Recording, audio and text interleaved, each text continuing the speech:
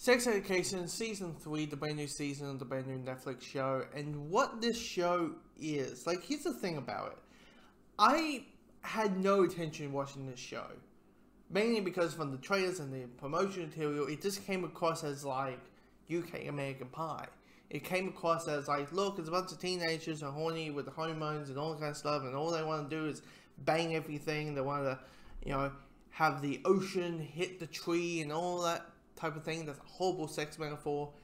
And before they go straight, that's probably what the story's about. But then I keep hearing great things about the show, and then there was the global pandemic, and then we were all like, so what haven't we watched yet? I'm like, I haven't watched this sex education thing, so I'll watch it. And I did, and I quite enjoyed the first season, and quite enjoyed the second season. So the third season comes along, and I'm like, okay, I'll check it out. And it's a good season. Sorry, I just drank coffee. It's a really good season, season 3.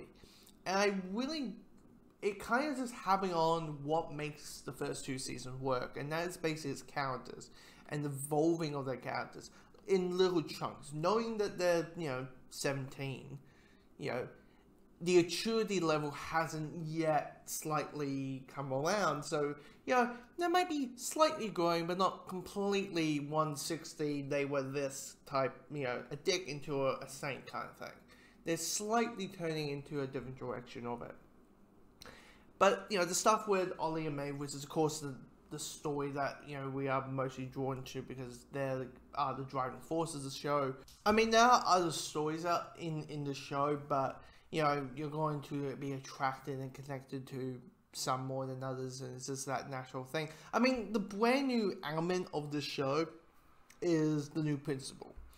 Because last season, the stool got targeted and been called by the media the sex store because, the sex cling and the chlamydia thing, and Target is a very horny store. So they fired the old one, got the new one. Naturally, they, pretend that, oh, I'm hip, I'm cool, I'm gonna be the cool new headmaster, the new principal, like, and naturally she has the old principles, which is you are here to learn. All the searching and identifying and finding out who you are can happen outside store. You're here to learn, shut up, do what you're told, you're seen, not heard, that whole thing.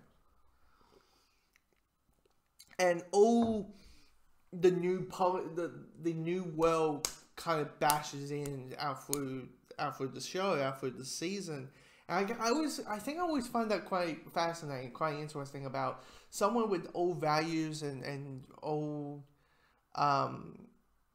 mindsets of what's important, what isn't important, getting challenged by that view set.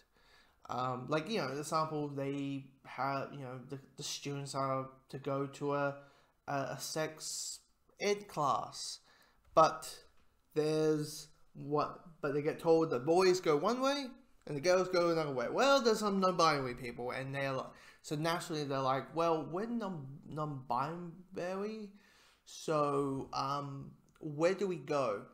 And both of them both look like women. Have women features.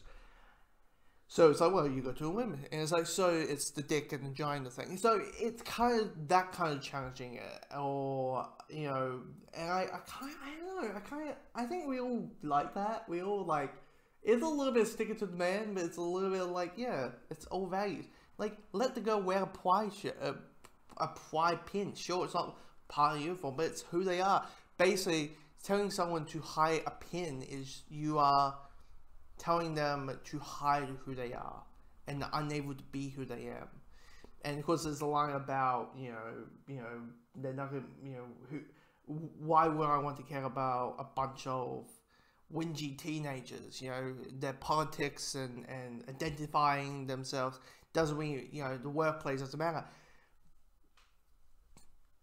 Well, it seems like it might slowly will, or need to be hooked by it. I don't know, I just really enjoy those things. Even though there was certain things that you want to laugh at, like, dude, never, it doesn't matter what it is, like any art piece that you think is art, like a artistic expression, do not use the arty expression shit on teachers. Don't do that. No.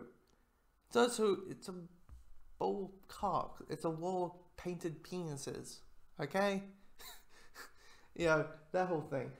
But yeah, I mean, most of the season's good. I mean, even the stuff with Ollie and Ruby, you know, you find out a little bit more about her and how it's the classic thing of the mean girl isn't that mean, and you understand maybe why she's acting a certain way or have this kind of persona.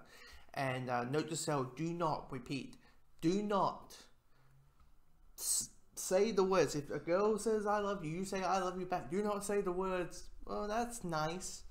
I swear to God, while watching this show, I constantly said to myself, like, thank Christ I never had a relationship in high school. I mean, still never have been in a relationship. I'm 25, but I said to myself, thank God I have never been in a relationship in high school, so I don't have to deal with all that bullshit.